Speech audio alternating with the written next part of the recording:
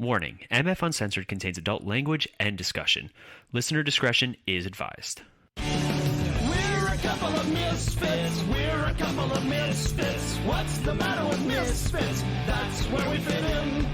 We're not Duffy and Dilly. Don't go around willy-nilly. Hello, everyone, and welcome back to MF Uncensored. Don't forget, if you guys are listening to us on the go, you can find us on Podbean, Apple Podcasts, Stitcher, Spotify, iHeartRadio, basically anywhere you guys get your podcasts. You can also find more of our content on our website, themisfitfaction.com. There you find links to not only this show, but our other shows like the Multiverse Fancast, Cinematic Adventures, and our friends over at You Hate to See It.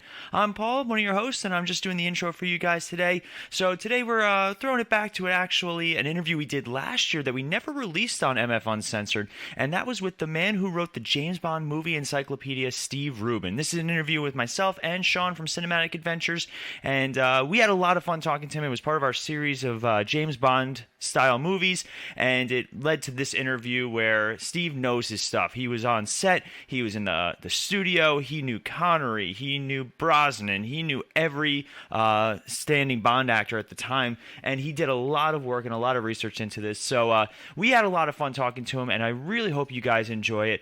Before we jump into the interview, just a reminder, if you guys are looking to start your own podcast, maybe you guys have been listening to us for a while, maybe it's something you guys have always wanted to do, but you weren't sure how to get started, we got you covered. If you guys go to podbean.com/misfitfaction, you guys can get a free month of podcasting on us. That's a thank you from us to you guys, our listeners. And if you're looking to start up a show, reach out to us. Let us know. We would love to work with you guys, love to do some networking, and we're always looking to grow our brand, grow our shows, so make sure you use that link. Or if you guys have your own online service or business and you're looking to do a little bit of advertising, an important part of any business venture, if you guys go to sponsorship.podbean.com/misfitfaction, you guys get $100 of free advertising. Again, a gift from us to you guys. And without further ado, on with the show.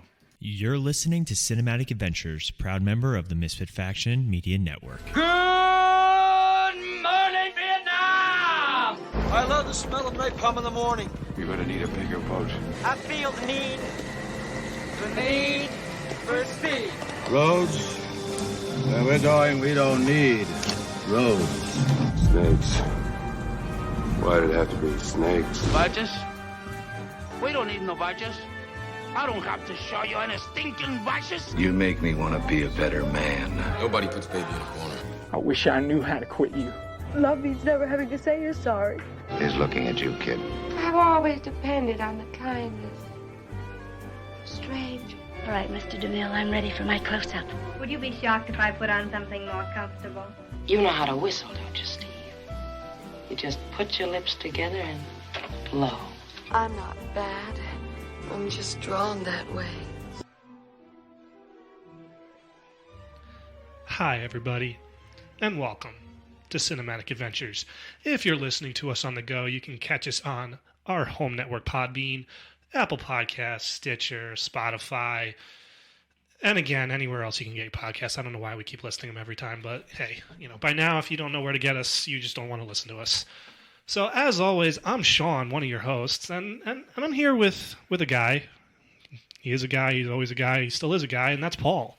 Paul, how are you? I'm a little scared. Sean seems a little cranky today. I'm not cranky. I'm fine. If you don't know where to listen to us. If you don't know, by now, if you don't know where to listen to us, you're not listening. iHeartRadio. But yeah, I'm good. I am excited. This is an episode long in the making. It is very much so. And we got to enjoy the movie, or one of the movies last night yes, that we are going to be discussing, and I'm excited. This is going to be a fun one. It's going to be good. For anyone out there who hasn't heard it yet, please go back and listen to last week's episode of our podcast. We interviewed Steve Rubin, the author of the James Bond Encyclopedia, and I got to say, it was awesome for me, and I know it was awesome for Paul. I'm not saying it wasn't, but just the amount of information we got out of him was unbelievable. Mm-hmm. I mean, there were some things I knew, but there were some things that I was just like, wow, I can't believe that. So please go back and listen to that. It was a very fun interview. Very nice guy. We highly recommend reading that book. And he's also got another one out, the complete encyclopedia of the Twilight Zone. Yeah. So I definitely would recommend that for any Twilight Zone fans out there. Yeah, so it's funny because on one of our other shows, we mentioned Sean, and we mentioned that one of the coolest things about Sean and what he brings to to a podcast is he's got this wealth of knowledge. Like he'll throw out a movie fact from 1912 that still like blows my mind. Hey, thank you. But I'm not that good, but okay. You're very good. You're very good. Just like it was during we did a superhero team episode on Multiverse Fancast. We talked about like what makes a good superhero team, and then it turned into what makes a good podcast team. And like for me, I can pull out like a superhero reference from out of nowhere. And Sean's always been really good with movie references and trivia. Like a lot of times when he does like the trivia stuff during our episodes, he's not reading anything. He's just like, oh, these are fun facts. But that interview, there were one or two things that both of us were both like, we did not know that. We did not. Very interesting. Just really good stuff. And I don't want to keep harping on it, but please go and listen if you want to hear some good backstory information of the James Bond franchise.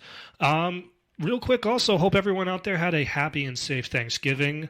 I know every one of us, enjoyed it. Get some good food in you. And I think it was compared to last year. It was just so nice being able to, be with people, socialize. It was just really nice. But let's get down to the nitty gritty. Oh, I thought you were going to say let's get down to business, and then I was going to say to defeat the Huns. I should. We saw Mulan last night, and I was like, you know what? Yeah. But sorry, Paul, I'm not as good as you. We are talking today, our final episode of our James Bond month, and we are going to be discussing the 5 films of Daniel Craig. Paul, how excited are you? I am very excited because this is including No Time to Die. It is. We finally saw it. And spoilers. This is a spoiler-filled episode. Absolutely. So. We'll give a little alert when we obviously start discussing No Time to Die. It's going to be at the end of the episode. It'll be at the end of the episode, obviously, and we'll make sure. To harp on the spoiler aspect. The movie's been out now for a month and a half, so do we really got to worry about people not knowing what happened? But we're still going to tell you when the spoiler comes, just so people aren't like, oh my God. But let's start, excuse me, let's start back in 2006. Oh, we just graduated high school. We did. And so Die Another Day, which we discussed in our Pierce Brosnan episode, came out in 2002. Again, financial success. They could have continued the Pierce Brosnan run as James Bond. They could have milked out for at least another maybe 1, maybe 2 more movies. Would have made money. I'm sure it would have been all right to watch. But the producers felt, obviously after 9/11 and just where the world was at that time, they didn't want the films to be, I guess you could say, jokey. They didn't want them to be, silly, over the top. They wanted to make them a little more grounded, a little more realistic. So they made a tough choice. They pretty much told Pierce Brosnan, like, hey, I think we're done, and we're going to go in a different route, and we're going to recast the character and go from there. And as I've said in previous episodes, Pierce Brosnan was not happy with that news, but he's accepted it since then. But thank God. Yeah, no, right. You look back on it now, and you're like, I know. But back then, that was a tough call. Paul, what can you tell me what do you remember about when you first saw Daniel Craig was cast as James Bond? Who's this blonde, blue-haired guy? We all thought it. We all did. I remember when they cast him, and it was around the same time. Do you remember the Steven Spielberg movie Munich?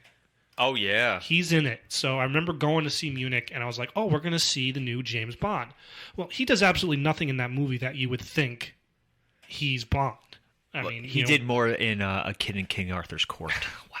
Deep cut. Throwback. Throwback. Woof. Anybody who gets that reference, go check your back. See the chiropractor. Oh, yeah. Gotta love it. Love it. Him and Kate Winslet, man. Oh, yeah. Gotta love it.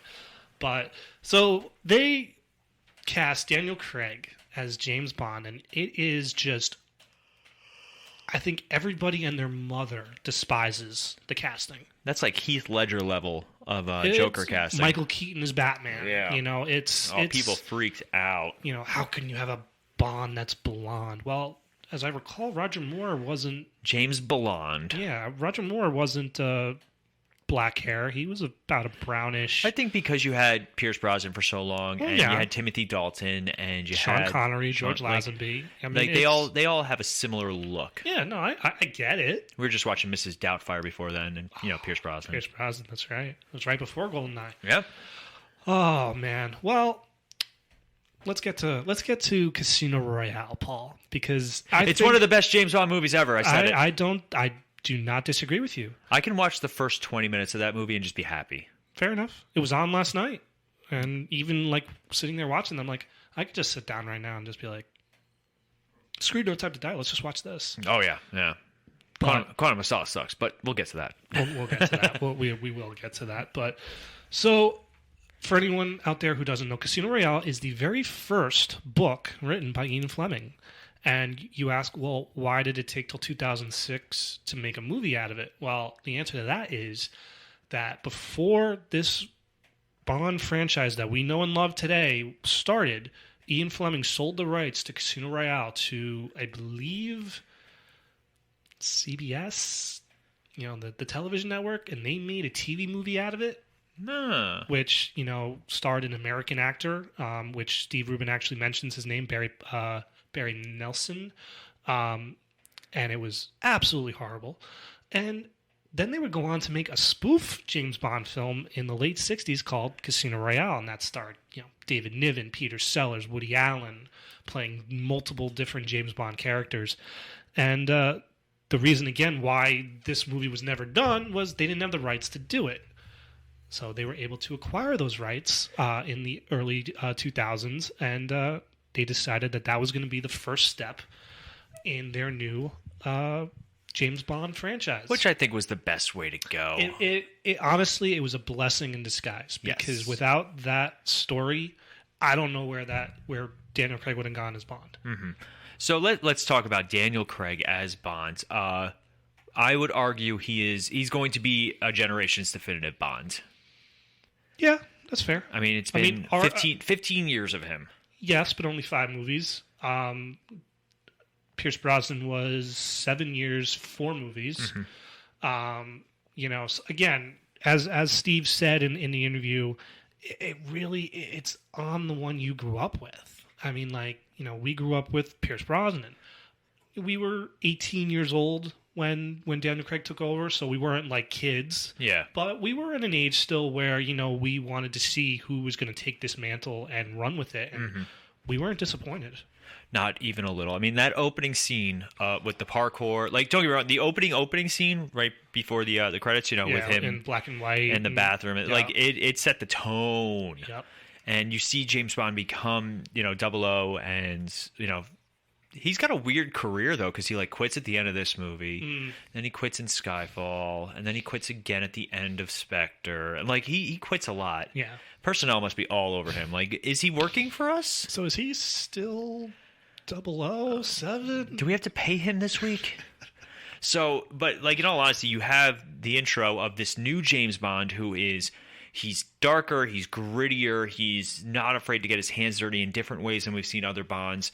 Well, just that opening scene where he's literally drowning the man in the bathroom sink. I love it. You never saw that. I mean, you really never saw that. And to turn from that to just him sitting in the chair with the other guy, and he just literally in 2 seconds whips out his gun and shoots him, right in the head. I mean, that's Bond. Yes. That's Bond, and this isn't... In its purest form. Yes, and in no way am I... This is not Pierce Brosnan's fault. It's not, Roger Moore's fault. But we never saw that with him. You saw it with Connery. Mm-hmm. You saw that can, just be, suave, and then all of a sudden, boom, he's a killer. You get that with Daniel Craig in that first movie. Mm-hmm. I mean, he just they say it. He wears a suit of armor all the time, and yes, he'll be charming, and he'll seduce the women, and he doesn't care how his vodka's made in this movie. Oh, I love that. That's still a great line. This movie has some of the best callbacks to the franchise that they've ever done. It did. It really did a good job of kind of making fun of the Bond tropes in a way. Obviously, with the vodka martini. Well, would you like it shaken or stirred? Do I look like I give a damn? I mean, everybody in the theater laughed at that. Oh, yeah. I mean, the opening scene where it was sort of the gun barrel, but it wasn't. it was a different take on that. I liked that. No Moneypenny, no Q. So they really were like, okay, guys, we're starting from the beginning of Bond's career. Like, this is it. In all honesty, I could see that there was probably a Q that we just hadn't met yet. That's fair. I mean, that's fair, but obviously, it's funny because as a kid, I thought Moneypenny was a title. I didn't think it was just like a code name. I didn't think it was an actual person.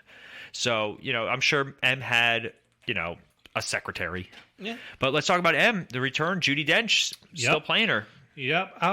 Which is, again, an interesting call because every Bond, it's just a kind of continuation of the other actors. M stayed the same throughout Connery and Roger Moore. Even Moneypenny stayed the same throughout most of them. And then obviously Q went all the way to World's Not Enough until John Cleese took over the role. With this one, it felt like, okay, well, we're starting fresh, but you're sticking with Judi Dench, which didn't have a problem with it, but it just kind of felt especially the way that their relationship actually goes. Yes. So it was definitely an interesting choice that they kept Judi Dench, but I loved it because she thought she was great. And for the record, she did have a secretary. Tobias Menzies played Villiers. And his character's last name... Yep, Tobias Menzies. I remember that. His character's last name is a reference to James Villiers, who played Bill Tanner in For Your Eyes Only. But Tanner is still a character in this. Yes. We saw him actually in No Time to Die and all that. But we also have Eva Green as Vesper Lynd. This was kind of like her coming out party. Oh, man. Yeah. She really... exploded after this. She was in a lot of stuff. She became Tim Burton's new go-to actress. Yep, we saw her in Dark Shadows, the sequel to 300, Sin City, all those. She was in. I forgot about Sin City. Yeah, she was everywhere. I really like Eva Green too. She's good. She's very good. She's very good and very into her craft. But you also get her as one of the newer love interests that actually has a lasting role, even though she dies in this movie. Spoiler alert for Casino Royale. God, 15 years, jeez, Paul. Even though she does die in this movie, she has a lasting impact for the rest of the series, and that's what's unique about this. This is a series. This is a story. This is not your traditional James Bond, where every movie is its own individual story. And we're going to talk about that obviously when we talk about how it ends. Yeah, and again, this was an interesting choice on their part. Now, was it known from the very beginning, okay, guys, we're going to do every single Daniel Craig movie is going to be connected to this one? I think this Quantum of Solace was being written while they were filming Casino Royale, but that's a bold move to do that. We've never done that before. There have been some harken backs to the continuity in frequent Bond films. Obviously Blofeld appearing in a couple different movies, then vanishing after Diamonds Are Forever. I don't think any Bond girl ever made an appearance more than once. No. We had what's his face? Jack Wade. Felix Leiter obviously appeared in various few movies. Mm-hmm. Different actor playing him in different ones. So it's interesting that they went that direction, and depending on your opinion of the movies, I think they did it very well. I don't know how you feel about that. I think overall it did. Overall the Daniel Craig James Bond, it's a great time. Even the ones that aren't as good, he is still so magnetic in the role, mm-hmm. and yeah, I mean, I can't not like him, and that's the thing. So we got Casino Royale. We also had who else? We had Mads Mikkelsen, who as Le Chiffre. He was fantastic. He is fantastic, and this was my first real exposure to him. Yeah, and another actor who after this just kind of exploded in popularity. He was on Hannibal, which was well received, but unfortunately got canceled. Yeah, and he sells it, and he sells the again. Let's check our tropes. Villain with a strange physical deformity. Check. We were watching No Time to Die, and I was doing the checklist. I think out loud I even mentioned one or two, but yeah, you get a lot of mention of that, and who else? Any other characters of note that we want to bring? Mr. White. Mr. White, who we didn't know at the time, but he's going to be a huge factor in these movies. Mm-hmm. What's the guy that helps them out? That he eventually Bond thinks turned on him, and you see him in the next one. Oh, wow. Yeah, we got this. Don't worry. It's Man, this sucks. we are terrible. Mathis, thank you. There we go. Mathis. Got it. Yeah, he was sort of like their what's the word I'm looking for? Liaison in Montenegro, and eventually, it is believed that he turns on them when he gave them up. When actually it was Vesper. Is it Vesper or Vespa? Vesper. Vespa is something you ride. That's why. Yeah. That's why I got you. Don't worry. That's what I'm here for. Thank you. So what are some of your favorite moments of this movie? Casino Royale. The parkour scene in the beginning. I argue. I think I even mentioned it in the interview with Steve, where when he catches that gun and throws it back at him, it is one of the most James Bond moments of James Bond history. And just that cool under pressure type thing. And we see it a lot in No Time to Die, where everybody else is freaking out, but James Bond's just like casually sauntering. Yeah. Like, no, it's fine. We're fine. Good, guys. Daniel Craig pulls that off really well, too. Though, like, there's chaos erupting behind him, and he's just walking around, and he's like, he has a drink, he fixes his cufflink, he, like, cocks a gun in a cool way. So, like, that scene, that parkour scene in general, and also this is the most physically capable Bond we've ever seen. Oh, yeah, we never... I mean, no offense to Pierce Brosnan, but could he have done that? No. I mean, he probably could have. If he had known he had to do that, he probably would have gotten in shape, but not dying of the day. Pierce Brosnan, maybe GoldenEye Pierce Brosnan. Yeah, he was much older at that point. But I mean, we think Daniel Craig was, oh yeah, he was 45 years old when Casino Royale came out. This was also the time where actors were starting to get exceptionally ripped for the roles that they were going to play. Yeah. Marvel really spearheaded that sort of thing. Like, there's no secret that if you're an actor in Hollywood, for certain roles you get into a certain shape. Marvel perfected the formula of having those like jacked. They made Paul Rudd jacked, like incredible. Well, did they make Paul Rudd jacked, or was he already jacked? I mean, do you really know? It is Paul Rudd. We don't know. He's just so sexy. But this was a time where actors were getting into very like top physical form to portray, and you get the shot of him coming out of the water, like the play on. Oh, that's the play on the Ursula Andress from Dr. No, and that's another hark back to the original where he films. was the one. Like now it's him being oogled. Like.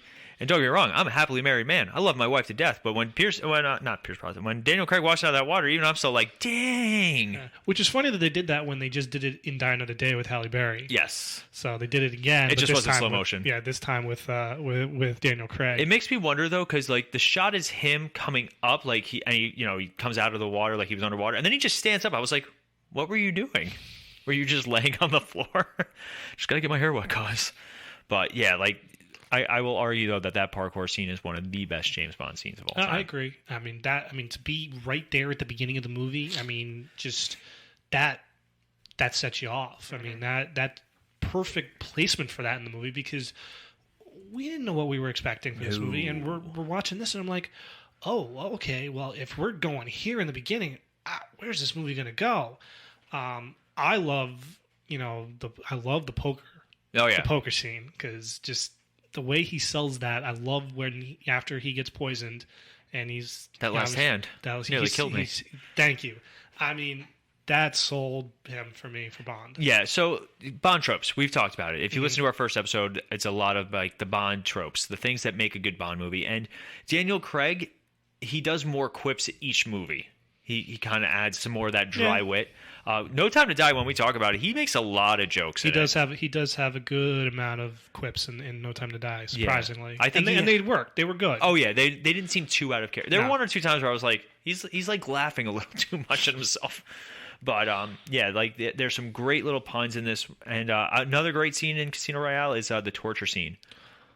That was intense, and like he to the right, and just shows how convicted James Bond was at that point. And then obviously he retires 47 seconds later, falls in love with Vesper. They travel. He should stop traveling the world with women. It's not working for him. And yeah, he retires at the end, and and it still ends with a great action set piece in Italy, and with the building falling around them, and Vesper drowns. And she kind of lets herself die. She pretty much kills herself because he could have saved her, but she was like, nah. Yeah, well, she also knew that as long as he was alive and she was alive, that they would keep using her to get to him. Mm-hmm. And this is also the first time you have a James Bond conspiracy, and we don't get the real quote-unquote payoff to it till Spectre. Yes. So do you want to do a Star City rating for Casino Royale? Absolutely. 4.5. It is a near perfect movie. I agree with you. It's not perfect, but it's as close as you can be for a Bond film. As much as people say Skyfall is the best of the Daniel Craig's, I will argue that. Who says that? A lot of people do. Really? Skyfall's held. Skyfall's a great movie. Don't get me wrong, but I still think lot of Casino Royale is still the better one. Mm-hmm. So let's move on to the not better one. This was such a letdown. I mean, though, if you can believe it, I've talked to people who believe this might be one of the better ones. Which really? I don't agree with. I just don't.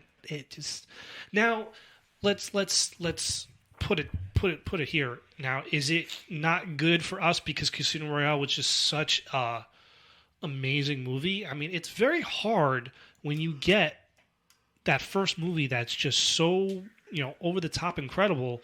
It's very hard to top that. Yeah. So I get that. Don't get me wrong. I do get that. It's very hard to top yourself. But I just felt this was just such a letdown of a movie. I mean, it really was. And it had everything going for it.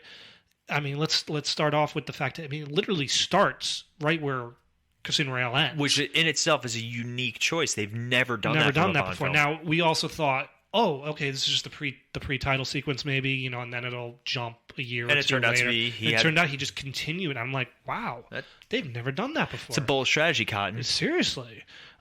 So that was interesting with that car chase at the beginning. Again, Mr. White becomes a huge factor in this movie after that. I love that ending scene in Casino Royale where he calls him on the phone and then he shoots him.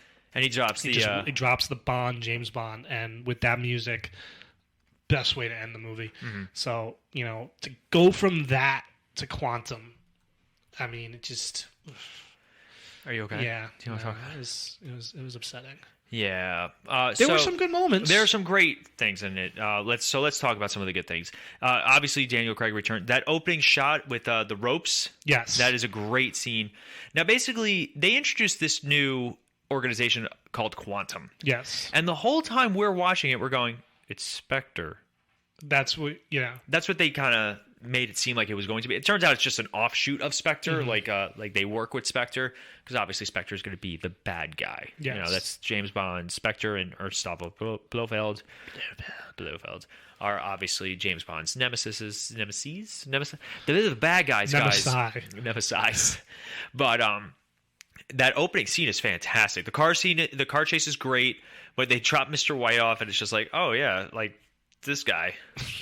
He pulls him out of the truck. He was in the truck the whole time. He should be so dead. I love when they're basically like interrogating Mr. White, and he kind of has that evil laugh. He goes, "We have people everywhere," and then like M's bodyguard just pulls out a gun and starts shooting people. Yeah, and it's like, oh, okay. Oh, all right. That's where we are. There are people implanted all over the place. You don't know who's bad, who's good. So that was good. The villain, I can't even tell you without the help of Wikipedia the name of the villain in Quantum Solace. I just remembered green. And it had to do with oil. Not oil. Water. Water? I thought it had to do with oil. No, it turns out that he owns the one water reserve in the area, and he wants to... Yeah. Bolivia's freshwater supply. We had, obviously, again, Daniel Craig got back. We had Olga Kurilenko, who's basically the Bond girl in this movie. We also had...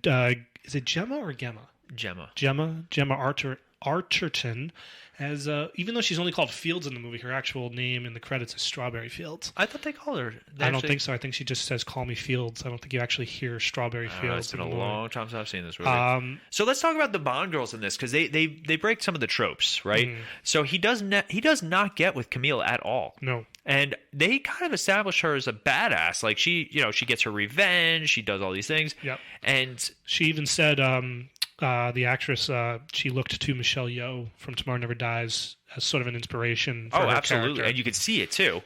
And then you have Gemma Arterton as Strawberry Fields. They do a great job with the homage to Goldfinger. Goldfinger instead of gold, it's oil, because they want to make it seem like it's about oil, yeah. to kind of throw Bond off the track. A scene I really love in this movie, though, I will not deny it, is when he goes to, what is it, an opera or a show? Yes, and he's talking, and he's listening to them talking. And then he jumps in, and they all freak out. Like, it was awesome. That was a great moment. That was a good moment. I did like that. Yeah, there are some really good James Bond moments. And obviously the ending with them, just kind of storming it's like a hotel type thing is great. The plane scene where they're trying not to crash the plane, and again, you have the good banter, you have the good quips, and just it is. It has moments. I mean, in no way are we sitting here saying that this movie is horrible. It's just, again, when you're starting at a 4.5. You're starting at a 4.5 again in our standards, and it's like, okay, this is like a 3. Spoiler alert. 3.5. And around. It's just kind of like. Again, we understand you can't hit up here all the time, but it just felt like such a drop-off. Yeah. So it was a bummer, but, we knew there was going to continue. They weren't going to stop making Bond films. There's never been a Bond film where you're just walking out theater going like, well, that just ended it. Yeah. Even Die Another Day, you didn't walk out of that going, well, they just ended the Bond franchise. Because that's Bond. I mean, yes, it was over the top, but most Bond films are over the top. So, I'll never walk out of a Bond film. Well, yeah. You have to think about it. I have to think about it, but I'll stand by. I've never walked out of a Bond film going like, well, that's it.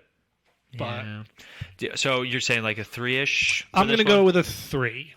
I'll agree with that. I think I need to go back and watch it. I will admit that, and maybe I'll appreciate it more.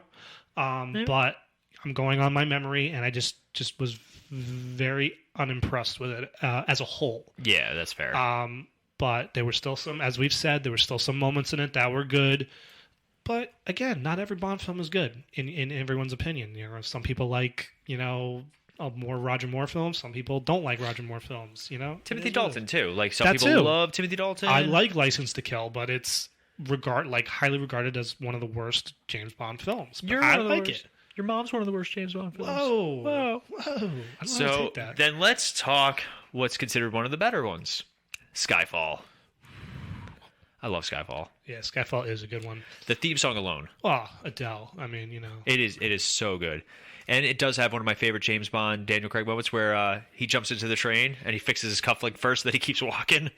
Love it. Skyfall. Thoughts? Go. Well, I mean, when they announced Skyfall coming out, we were just like, okay, Quantum of Solace was a letdown, but let's assume this one's going to be better. It can only be better. Very shocking if he walked into this movie and it was even worse than Quantum. So I kind of felt good. I was looking very much forward to Javier Bardem as the villain.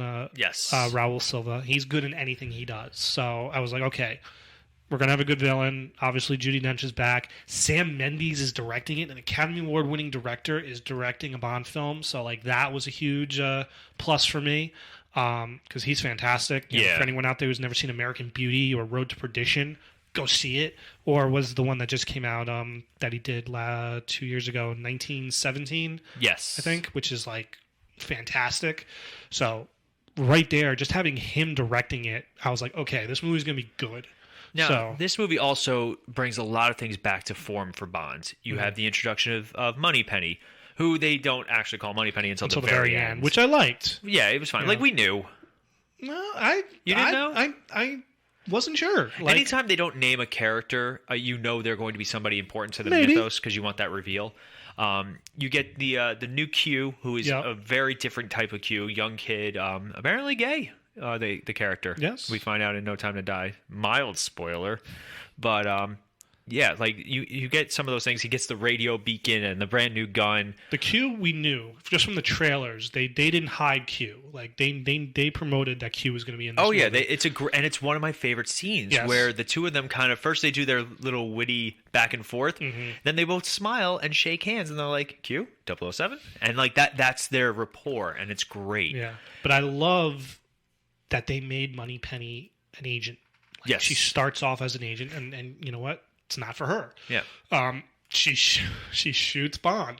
That's a great opening scene. Oh yeah. With the train, high stakes, tense, and she's she's perched and she's ready to take that shot, and whether she misses and she hits Bond, and obviously he falls, and that's when the theme song comes in.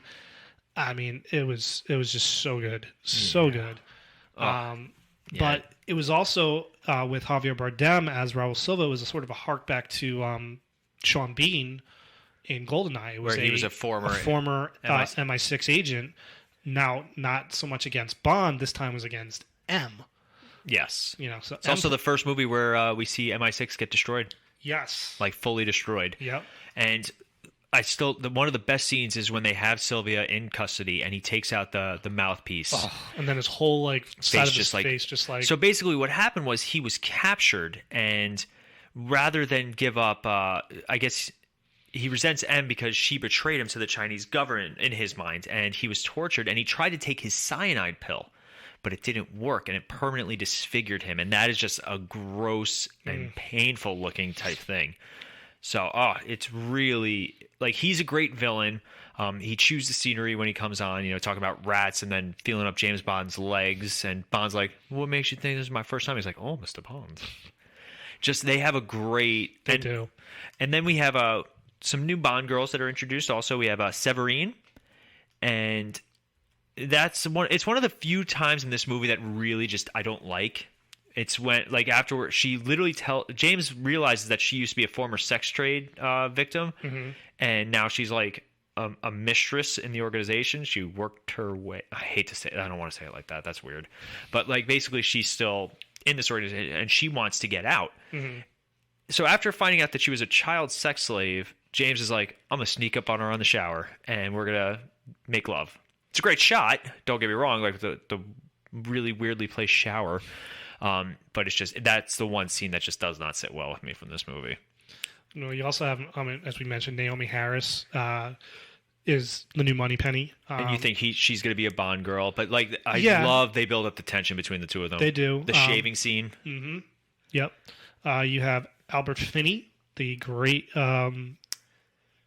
actor, as Kincaid, the gamekeeper of the Skyfall estate. Yes. And we also get introduced to Ray Fiennes as Gareth Mallory. Mallory, who is sort of he's the head of a intelligence committee, and he's very much he's not for what M is doing. There's a very he's against a lot of things that M is doing. He's still a patriot. He's still he loves his country, but he feels that M and MI6 are very outdated. Yes.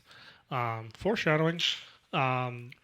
So those are basically the new people in this movie. So this movie really starts, in my opinion, when this movie came out, I was like, okay, this is where it becomes the normal Bond. Yeah. You have Q, you have Moneypenny. You also think that this movie, when it starts, is they're breaking that chain of this story arc, basically. You think. Yes. You think. Now, you don't really know it in this movie, as Steve pointed out in the interview. You really don't know until Spectre that Silva was funded by Spectre. Yes. So they, in a way, do make a storyline that is severed from the first two movies. Now, whether that was intended, and they were intended to wait till Spectre for you to find out that it was all connected, or they decided after Skyfall, it was like, you know what? We can make this all by Spectre. I don't know that. But like I said, walking out of that movie, you're just like, okay, so they didn't continue the first two into this one, but very, very good. What would you give Skyfall? I give it a 4. I'm with you. I think a 4 out of 5. Like I said, I still think Casino Royale is just a tad, just a touch, better, just a little tad better, just a tip, just a tip better. I think as a movie, I think this is a better made movie, but I just think Casino Royale just hit all the right things. Yeah. With just all the different things you never really saw in a Bond film in a long time. That's why that gets a little more praise from me. That's fair. Let's talk about the movie we're not going to praise too much. Spectre. Even more of an upset than Quantum of Solace was. I will completely agree. Because it just Skyfall saved it, and then Spectre was just like, oh hey, hold my beer. Yeah. But because you're all right, hold on. Good first. We'll do the good first. No, but Christoph Waltz. How okay, could you so miss? All right, well let's address the bad then first. So they introduce Christoph Waltz, and at first they tell him he's Franz Obenhauser. Now, we learned from Star Trek Into Darkness that when you cast a big name and then give him some sort of random... And also, the movie's called Spectre. Wow. Come on. It was an insult to... We knew he was Blofeld. We knew he was Blofeld. I wish that they had just kind of... That was fine. We knew he was Blofeld. I was expecting that. It was what we find out. That they had some sort of adopted brother type relationship, that they knew each other as kids. I was like, you don't need this. I have no problem with them revealing that, that Blofeld was responsible for all this. Yeah. Vesper and sending Quantum and Silva. I have no problem with that. My problem is that they're trying to add this backstory to make it relatable. And I'm like, you don't need to. No. You really do not need to. But I mean, this was our first Blofeld since Diamonds Are Forever, if you don't count that little appearance in the beginning of For Your Eyes Only. And they don't even call him Blofeld in that. I mean, It's just a bald guy in a wheelchair. But this was the return of the definitive Bond villain, besides Goldfinger, in my opinion. Played by one of the best actors of our time. I mean, a 2-time Academy Award winning Christoph Waltz. I mean, it was perfect. It was like, okay, that makes sense. Let's do this. You obviously have everybody coming back. You introduce, I'm gonna butcher this, Léa Seydoux as Madeline Swan, who I really don't like. Really? I don't mind her, but there's just something about James Bond having a lasting love interest that always bothers me. And we'll talk about that. Okay, fair enough. She's a psychiatrist working at a private medical clinic, and you find out she is the daughter of Mr. White. Yeah. So that obviously ties everything in. You obviously get Q's back, Moneypenny's back. We really didn't talk about it. Judi Dench, M, dies at the end of Skyfall. Yeah. And Ray Mallory takes over as M. So we get back to the original, male M. And this casting, when we found out that this guy was cast, we were like, oh, this makes sense. Dave Bautista, fresh off of, Guardians of the Galaxy. And he plays what we all were hoping he was going to be like Jaws. He just plays a character called Mr. Hanks and Spectre's top assassin, and I was very underwhelmed. I mean, their fight scene on the train is fantastic. It's great, but I was like, had he just been Jaws, you missed an opportunity there. Or even better, Odd Job. That would have been hilarious. I could have been okay with that, but I think just with how big Dave Bautista is, that's why it would have been funny. I know, but to me, you missed a huge opportunity there. It's funny because, they spent so much time getting away from the older James Bond mythos, and we're going to talk about it for No Time to Die because Sean pointed out something while we were watching it that I really was hoping was true, just because I knew he wouldn't like it. Oh. But so for me, you could have had Dave Bautista, because in all honesty, nothing was taken away from Bautista if he was playing Jaws. No. He would have played it was the exact same movie, pretty much. And so it is a shame, but I enjoyed him in it, and I forget how big he actually is. He is a big guy. Yes, I would not want to fight him ever, but Daniel Craig does, and he went. And they talk about their fight scene afterwards. I think Dave Bautista accidentally hurt Daniel Craig during it, and he's super embarrassed about it.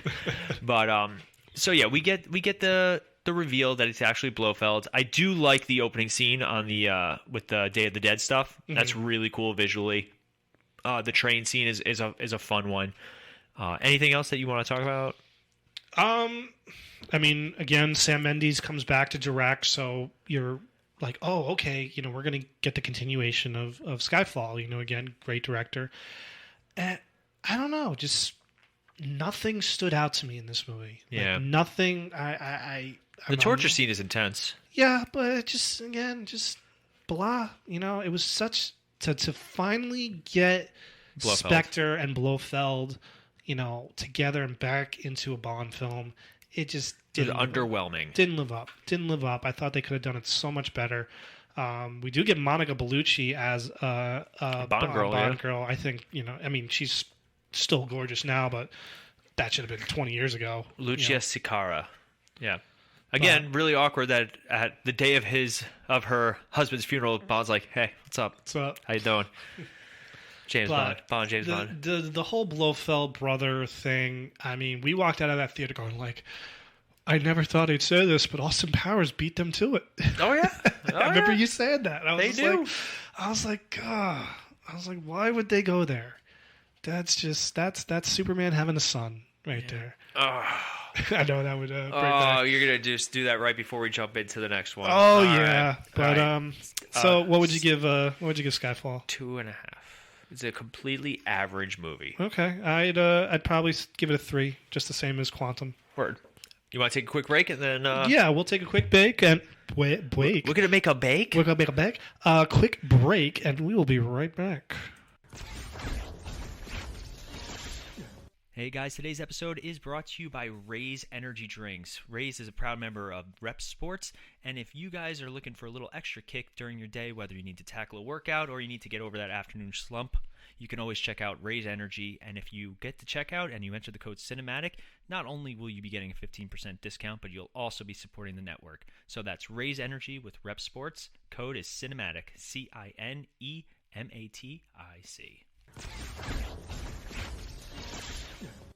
And we're back, and we are now going to discuss the final film in the Daniel Craig James Bond franchise. And spoiler alert! Spoiler alerts will come, but just I know this movie was supposed to technically come out last year, so it would have been a 5-year gap between Spectre and No Time to Die. But now I think that this ties the gap between License to Kill and GoldenEye. So this is a long wait for this movie. This movie had a lot of issues, in pre-production. Yeah. Danny Boyle was set to direct it, another Academy Award-winning director, so I was very, very interested in seeing how he was going to do a Bond film. He leaves the movie due to disagreements in where the movie is going, and they choose another director who has done some movies, but he's not. I don't think he is a huge name, and that's Cary. I'm going to get this wrong. Fukunaga. Yeah, I think you got it. He was originally supposed to direct it, and but that also fell through. So interesting choice of a director, and but I enjoyed a good portion of it as we get into that. But how about you? Just did it feel like this movie took forever just to get out? Oh, so long. I think it was that last year that really made it. Yeah, because knowing that it was done and ready to go and ready to release, and then suddenly, just another thing COVID took from us, man. Kept pushing back, kept seeing the trailer, same trailer, It was right there. It was just right there. She just kept tapping you, and you're like. And then the movie finally comes out, and it came out a month in advance for the rest of the world or something ridiculous. I remember it came out just 2 weeks. So then you had to duck spoil. Luckily, I did not get spoiled on anything for this movie. I was kind of surprised, especially considering how it had spoiler alert. But I also don't look for spoilers. I don't go looking. Yeah, but sometimes you're just scrolling. That's why for the new Spider-Man movie, I'm really debating going to see it the Thursday night beforehand. Yeah. Just because I don't trust the internet anymore. That's fair. I don't trust people anymore. Instead of looking both ways when I cross the street, I look up and down now, just in case. I look both ways on a one-way street. That's how much I don't trust people. There you go. Yeah. Wow. But yeah, especially I'm just really glad that this movie finally came out. It's well worth the watch, yes. And it made money. Thank God. That was the biggest thing. It made money, but it's not going to be in anywhere. It's a box office hit, but not it's not going to make its money back for the studio. Between promotion and all that stuff, I think this movie had to make $900 million to break even. Steve said, and as of Wikipedia's page, it's 735 million, which you look at going well, that's nothing to sneeze at. No, it's not, but it's still technically lost money. Mm-hmm. There are movies out there that made a lot of money, but technically still lost money. So, it's a shame. And Steve, gets into it a little more when we asked him about, where do you think the future of this franchise is going to go? Amazon bought the film library of MGM. Mm-hmm. So is Amazon going to, be a big factor in the making of the Bond films? Is Barbara Broccoli and Michael Wilson going to sell, the Bond franchise? Because, there's a lot of competition for Bond now, between Marvel, between DC, or even John Wick John Wick. Everybody's making these action movies. Every actor is going to have their, they're Taken, which we always joke with. Yeah. Keanu Reeves has John Wick. Liam Neeson had his Taken. All that stuff. So, Bond, even though it's still an event film, it's not the event film it used to be. Correct. So I'm very interested to see where they go. Which again, we're not going to know at least till sometime next year. Right. But let's talk about how this movie has a very long opening scene. Yeah, it's like World Is Not Enough. Very it's on the long side. It's like its own story in itself. Yeah. And basically it starts off we see Madeline Swan, she living like her worst life in the nicest little house, like as a kid. Yeah. Mm-hmm. And then we find out that what's his face? Safin, I can't say his first name. It's killing me here. Lucifer. Yeah, Lucifer. I'll go with Lucifer. Lucifer Safin. He is... All right, so let's get this out of the way. We're watching the movie, and towards the end, Sean goes, "Oh, he better not be Dr. No." Because one of the characters... I would have been upset. One of the characters call him Doctor. Yes. And Sean immediately goes, "He better not be Dr. No." He's like, because he's been giving me that vibe. And it's funny, you look at Dr. No, Julius No. Yeah. They have a similar look. They do. And with the whole, island, his island base, the acid water, I was like, okay. And even before the movie, like when I saw Rami Malek in the trailers, I was like, he looks kind of like he could be a Dr. No. I would have been okay with it. I would have been, I don't take it as I was upset by it. I was just like, oh, are they going to make him Dr. No? Obviously, spoiler alert, he gets killed at the end. So, that arm break is rough. Oh, all three of us were just like, oh, yeah, yeah, that was God. Rough.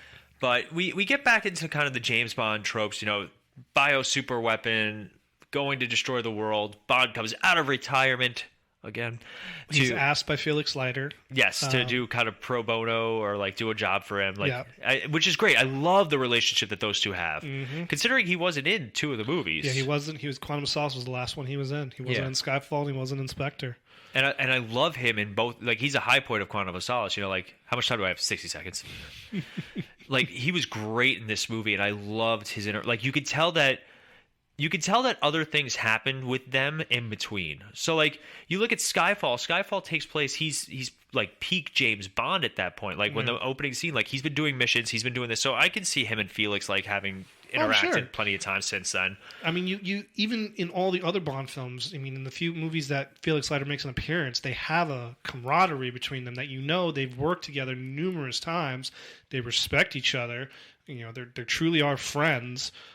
You see a lot of that in License to Kill. I mean, the story is centered around getting vengeance for Felix. Yeah, and so it was good because you never saw Felix in the Pierce Brosnan movies. So getting that character back, Jack Wade kind of took that spot. Jack Wade kind of became the Felix Leiter in the first two Brosnan films. But Jeffrey Wright, who's again another fantastic actor, I thought he was great as Felix Leiter. And the Leiter he portrays in this one, it's kind of like he looks like he's been through the trenches. He's definitely older. He shows I think he shows his age a little more than Daniel Craig shows his age, but it was good seeing him back. It really I was. agree. But he died. Yeah, that was sad. They did. Dang, Logan Ash. I hated Logan Ash. Yeah, you could tell right from the beginning. This guy's, I don't like this guy. Oh God! Like at first you think he's just a swarmy company man, and then he turns out to be like an assassin. But what I liked about the opening scene was, obviously Madeline and Bond are together. It's very reminiscent of the ending of Casino Royale. Like they're in love, they're happy, they're gonna live forever, and there's a good moment between the two of them because there's no time to die. There you go. Kind of like, okay, well, what's your bad memory? And what's your secret? And then she knows about Vesper, so she knows he'll never be happy until he lets her go. Just so happens where they are is where she's buried. So he goes to her tomb. And he gets ambushed by Spectre. Her tomb literally explodes. I like how they still have, like, Spectre's still the bad guy in this. That was a good point. Yes. Well, it is and it isn't. It is and it isn't. Because we find out that Blofeld is actually alive and he's just in jail. Yes. Because James didn't kill him at the end. Now, after he escapes, and I love this scene where he thinks that she betrayed him, just like Vesper did. Yes. Because she was the only one who knew he was going over there. And you could see it. He is just broken. He's broken. Again. Yeah, he's just like, I fell for this again. Yeah. Like, really? And I love the scene where they're in the car and they are lighting that car up. And he's just sitting there. And he's just cold. Like, and she's like, do something, say something. And he finally says, okay. And he, drops the guns and the smoke and like the pure James Bond. And just, it was a rough opening scene. I was waiting for her to be bad, but like, I don't know if I was happy that she wasn't, but it was just like, I'm like, okay. She's really scared. She's really scared. Like, I'm waiting. No. And I'm like, oh, okay. So they're going to stick with her being truly good. Okay. Right. Good. All right. And pregnant. So, wow. Bury the lead. I hated it. But anyway, so we get a time jump of 5 years. Bond's been living off the grid in the nicest, coolest house setup ever. With a raid forest waterfall shower. What was Yep. that? And the bedroom's over there, separate building.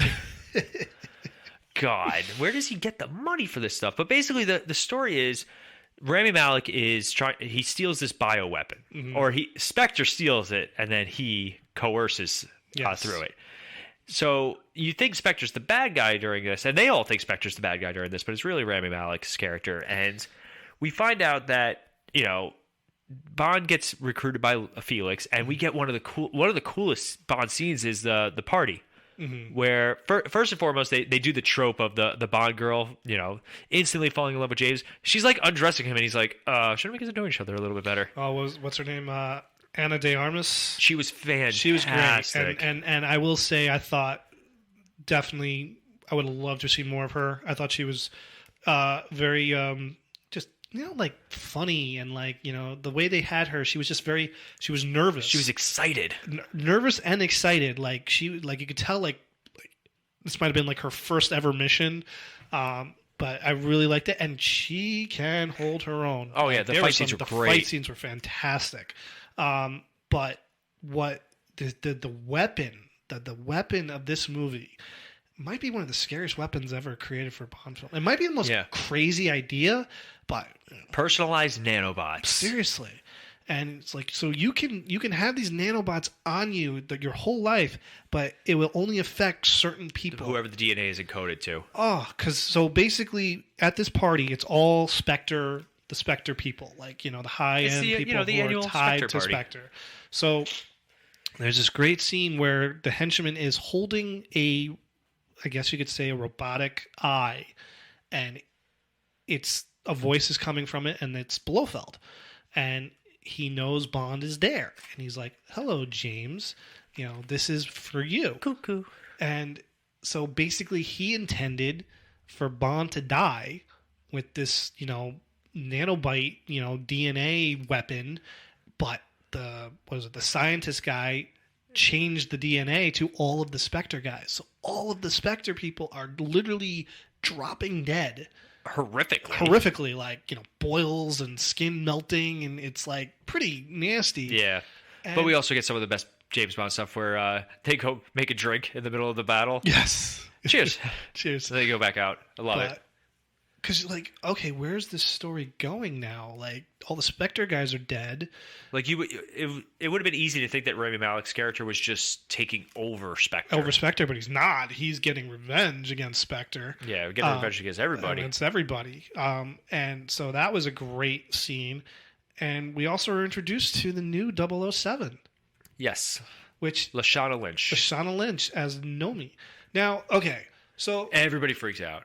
No. I'm not. This is not where I'm going with this. What I'm going here with is, so for years, even like pre-Craig, there was always this, discussion that James Bond is not a name. It's a title. It's a title. A code name. A code name. Now, they don't exactly go that direction. They go with that. Just 007 is just a number. Yeah, could be given to anybody. So Bond's gone. They give 007 to the new MI6 agent, and But they really harp on that throughout the movie, that it's just a number, it's just a letter, so they really went that direction where I was like, okay, so what you're saying is that when we get our next Bond, are we not going to have Ralph Fiennes and Q? I don't think so. I think they're going to do a recast, clean reboot. So I was interested by that. I was like, okay, you're really harping on this. It's just a number. It's just a letter. So, okay, then that means to me that you're going to totally reboot this. We're not going to see anybody in the next Bond. They're just going to start from scratch like Casino Royale did. Yeah. So, which I'm okay with. Yeah, I'm fine with too. We told our story. Yeah, I'm okay with. So that was interesting.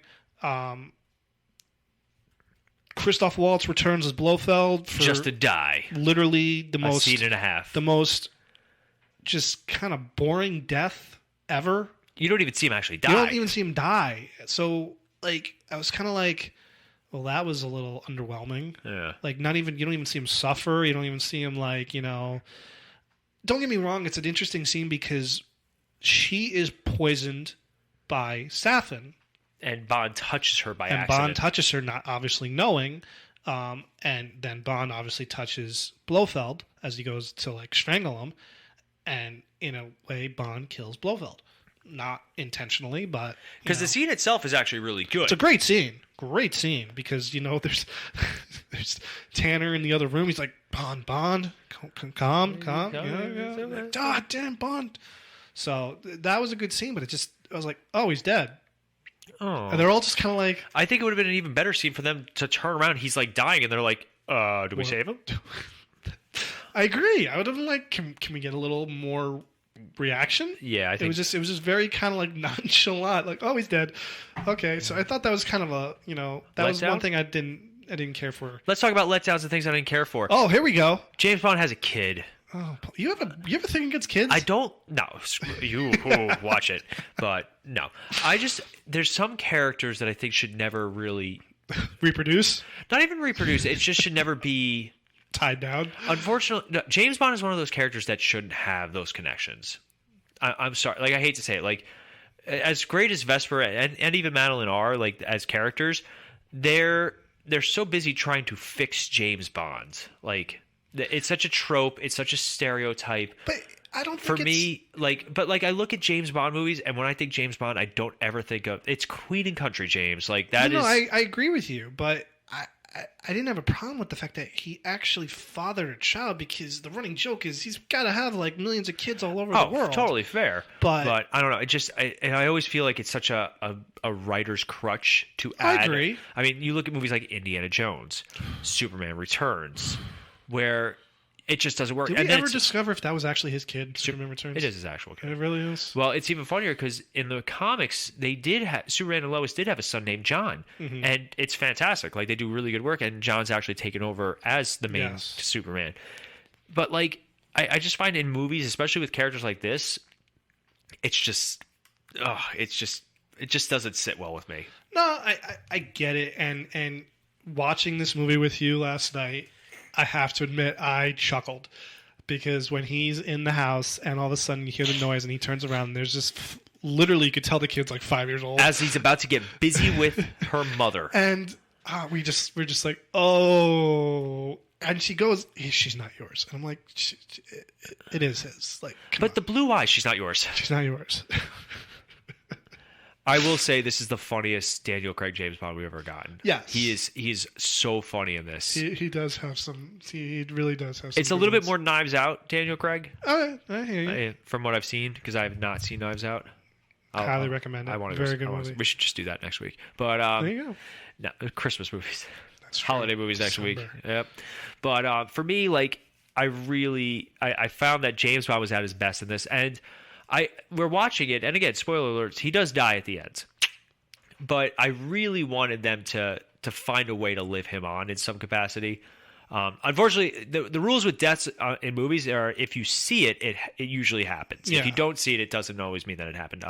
But I brought up Sherlock Holmes, A Game of Shadows, while we were watching it, where at the end you do find out that he is alive, and he leaves a little package for Watson, and then he changes the typewriter. Mm-hmm. But he goes out of his way to get the girl's doll. Just for him, there's no payoff to it. No, you're right. They really what do? They really make it so that he's going to live happily ever after with Madeline and his daughter. The daughter escapes from Safin and magically shows up exactly where they are. She told me he died, and he obviously has to stay behind to open the doors so that the missiles that they fired at the island will actually work. And he does it, great, awesome, and he's up there, and all of a sudden they start closing, and he's like freaking out, and then we get he's shot by Safin, who we thought had I guess escaped because he was having a meeting with buyers. Oh, but then we get this not really a fight scene, but it was okay. It wasn't like that arm break though. Woof. Oh man, that was. But see, I would have liked it better if James. So basically, James Bond resigns himself to his fate because he's like, I can't be with them anyway. Because he gets poisoned. He gets poisoned because Safin had taken DNA strand of both of their. Just Madeline. You see him playing with it when she walks into the office. That's right. Yeah. And so basically, by breaking that little glass thing on Bond, he is now poisoned. That if he touches either of the Madeline or Mathilde, they will die. So, and that's why I would have rather that movie ended with him resigning himself to never be with them to save them, as opposed to sacrificing him. He doesn't even need to sacrifice himself. He could have gotten off that. I'm sure he could have. James Bond. I'm sure he could So have. I think it would have been a much better ending if we find out that he went back to MI6 and he was still James Bond. I was waiting for it. When they were doing the toast, I was waiting for him to pick up the glass and be like, why are you guys all so depressed? Or even a mid-credit sequence, something. Where they get the doll delivered to them. Yeah, something. But they didn't. And I even said after the movie ends, I'm like, I can't believe they did that. I commend them for doing it. I commend it. We weren't, when we were watching Die Another Day, we were unaware that was going to be the last Pierce Brosnan movie. I'm sure View to a Kill, many people thought was going to be the last Roger Moore movie, but they didn't kill him. There are some characters that just you never kill off. I mean, I remember, Rocky was supposed to die at the end of Rocky V, and the studio was like, no, you don't kill Rocky. You don't kill James Bond. You don't kill Indiana Jones. You don't kill these characters. So the fact that they did it, to me, is amazing. Yeah. So what would you give this movie? Star City rating? I give it 3.5. I think I'm with you on that. It's very good. It's a good send off to Daniel Craig's Bond, and I'm excited to see where they want to go next. Yeah, it's going to be an interesting couple months, and when they finally announce, so we'll do a special episode for it. Who's going to be the next Bond? But as a whole, what would you give Daniel Craig as the character? Daniel Craig or his movies? Daniel Craig. Daniel Craig, 4 to a 4.5 as James Bond. I agree. He is never not good in these movies. He's one of those character actors who is great even when the script isn't. Fair enough. All right, everybody. I hope you enjoyed our James Bond month. We had fun doing it, as well as the added incentive of being able to interview Steve Rubin. We are going to be doing our holiday month starting next week. We honestly do not know what movies we're going to be talking about. What a shock. Well, it's funny because if you go on our website, there's now a Contact Us page directly on our website. So if you guys have suggestions for shows, please. Or if you would like to be an interviewee on our new show, MF Uncensored, send us your resume. Tell us what you do. Tell us what you would bring to a show, and we are looking for people to interview starting next year because we are booked up almost for all of December and part of January already. Oh, look at us. Yes. So, again, you can check that out at themisfitfaction.com. You can also find a link to all of our friends and affiliates page where we have links to all the people that work with us within our network, and it's a lot of good stuff, coming up. You can find us on Facebook, Cinematic Adventures, Misfit Faction, Instagram, Misfit Faction, Twitter, Misfit Faction, and YouTube, the Misfit Faction Media Network. Congratulations. That was good. Thanks, man. As always, I am Sean. And I'm Paul. And everybody have a good rest of your day. Night. Maybe, depending on what time you're listening. I was doing James Bond. I know. All right, I'm going to stop the show.